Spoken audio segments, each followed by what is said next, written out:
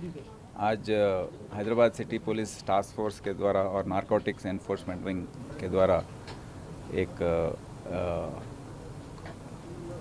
Brown sugar heroin और brown sugar का supply और पेडलिंग करने का गैंग उसको पकड़ा गया है। इसमें कादरी नाम का एक हमारे बहादुरपुरा, इसका असल नाम है शेख अब्दुल आलम एलियास खादरी एलियास रशीद। ये बहादुरपुरा में रहता है। ये 210 के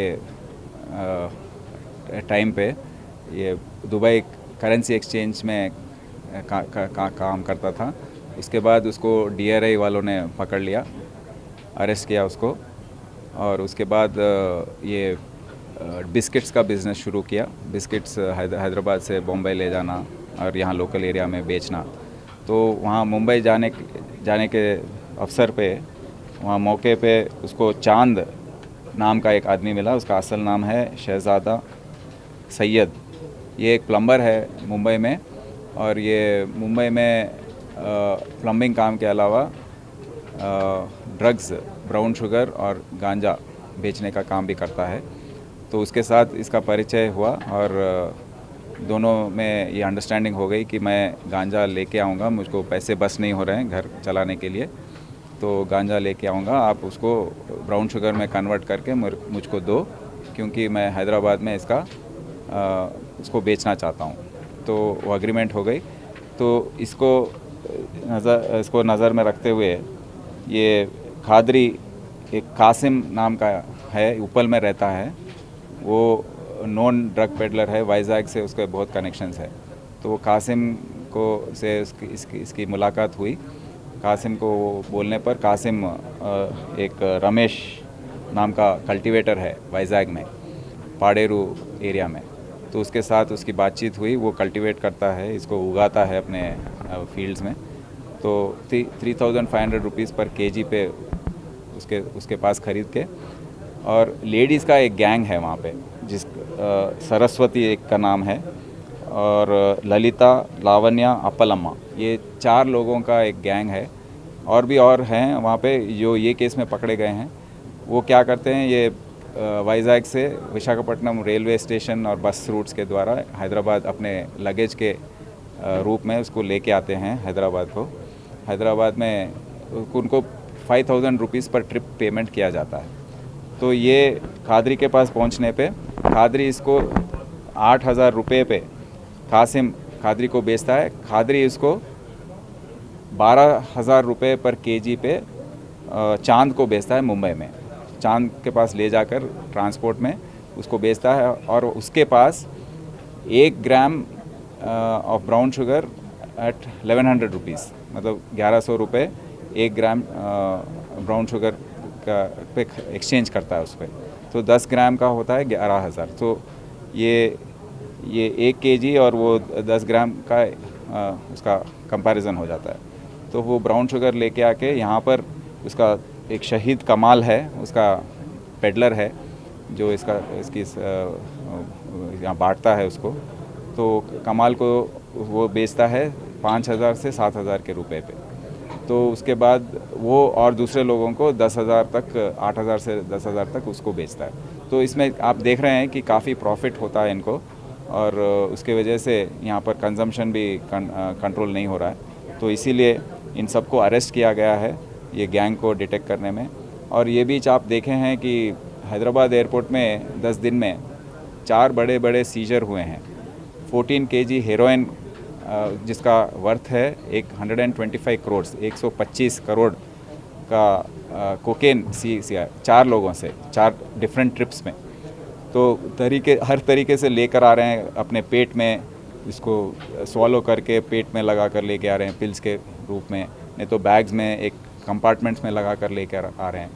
तो इसका क्या है कि यहाँ पर लोकल डेड एंड पे पहुँच रहा है इन्वेस्टिगेशन। तो ये किसको देना है, वो आदमी जो है रिसीवर जो ये देश में है, उसका समाचार ये सेंट्रल एजेंसीज़ को नहीं मिल रहा है। लाइक DRI लोग पकड़े हैं, इसका फर्दर इन्वेस्टिगेशन नहीं हो रहा है। तो इस केस में भी चांद को देने वाला एक आदमी है, उसका नाम है महेश एलियास रईस। वो मुंबई में हमको मिला नहीं है।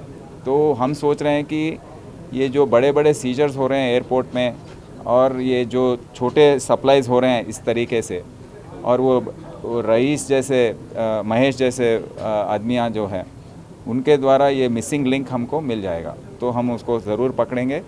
और ये जो कोऑर्डिनेशन की ज़रूरत है, बहुत एजेंसीज़ हैं इसमें, करीब करीब 10 एजेंसी इसमें मिलके काम करने की ज़रूरत है। वो है NCB, National Narcotics Control Bureau, DRI, enforcement, ED, enforcement directorate, IB, customs, CISF, local police, CI cell और ड्रग एनफोर्समेंट विंग, ये सब मिलकर काम करेंगे। एक मीटिंग लगाएंगे हम जल्द में और इसका हम कैसा कोऑपरेट करना, कैसे कोऑर्डिनेट करना, इसके बारे में सोच रहे हैं। और एक आज हमने किया है कि 3 प्राइवेट एजेंसी से हमने MOU साइन किया है रिहैबिलिटेशन के लिए।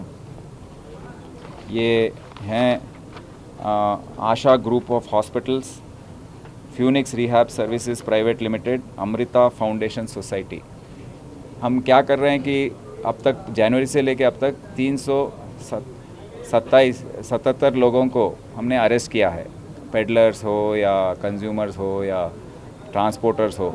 पर ये जेल में जाकर बाहर आने के बाद क्या कर रहे हैं उसके बारे में हमको पता नहीं है, समाचार नहीं है। तो हम अब सोचे हैं और काफ़ी लोग हमारे पास आकर रिक्वेस्ट कर रहे हैं, इनके माँ बाप हो या परिवार के लोग हो, उन लोग आकर रिक्वेस्ट कर रहे हैं कि हमारे बच्चे ऐसे हो गए हैं, उनकी मदद कीजिए, उनको रिहैबिलिटेशन में लगाइए। तो हमने इनसे बात की है, ये इंस्टीट्यूशन से, ये प्राइवेट इंस्टीट्यूशन से, और हम अब से ये पूरे 377 लोगों को हम बुलाएंगे और उनको रिहैब प्रोसेस करवाएंगे। क्योंकि इसमें क्या होगा, पहले हफ्ते में इनको ब्लड टेस्ट और यूरिन टेस्ट उनके कंसेंट लेकर उनको करवाया जाएगा। उसके बाद 2 दिन में 2 बार उनकी काउंसलिंग होगी, साइकोथेरेपी होगी, फिर 1 महीना चलेगा। उसके दूसरे महीने में हफ्ते में 1 बार काउंसलिंग होगी, फिर रूटीन में हर हफ्ते इनके टेस्ट होंगे। और इस पर हम कड़ी नज़र लगाएंगे और 1 साल तक हम इनको वॉच करेंगे कैसे ये लोग बिहेव कर रहे हैं। क्योंकि 1 साल तक देखने से इनका ये डी एडिक्शन हो जाएगा ज़रूर। उसके बाद हम थोड़ा इसके बारे में कि ड्रग ये नहीं ले रहा है उसके बारे में हम थोड़ा सेटिस्फाइड रहेंगे। सर, आप ये अभी कॉमन पब्लिक जो ड्रग एडिक्टेड लोग हैं, जिनके माँ बाप अभी सफ़र कर रहे हैं, उनको क्या मैसेज देना चाहते हैं, जिन लोगों को जहाँ के आपके नज़र तक नहीं आए, वो लोग उनके बेटे रहते हैं, कई लोग ड्रग एडिक्टेड, उन लोगों को क्या मैसेज देना चाहता है हैदराबाद पुलिस के तरफ से? मैं हैदराबाद सिटी पुलिस की तरफ से हर माँ बाप को ये कहना चाहता हूँ कि अभी काफ़ी अभी कंट्रोल हुआ है हैदराबाद सिटी में। जो हालात थे 5-6 महीने पहले, ये वज़ीर आला के आदेश से जो मीटिंग लगाए हैं उसके बाद हमने काफ़ी इसका मजबूत कर दिया एनफोर्समेंट। ये एनफोर्समेंट के बाद अभी लोग डर रहे हैं कंज्यूम करने में, बट जो भी हैं, जो बच्चे बाहर जाकर अपने दोस्तों के साथ पार्टी कर रहे हैं, शराब पी रहे हैं, फिर उसके बाद ड्रग एडिक्शन के तरफ जा रहे हैं, तो मैं ये रिक्वेस्ट करता हूँ कि आपके बच्चों पर जो बाहर जा रहे हैं पार्टीज़ के लिए, ज़्यादातर पार्टीज़ में जाने से भी नुकसान हो सकती है, तो उन पर कड़ी नज़र रखें और उनको वॉच करते रहें कि कहाँ जा रहे हैं, कैसे दोस्तों से मिल रहे हैं, क्या क्या कर रहे हैं, कितने बजे आ रहे हैं रात में, और उनके बिहेवियर पैटर्न्स में।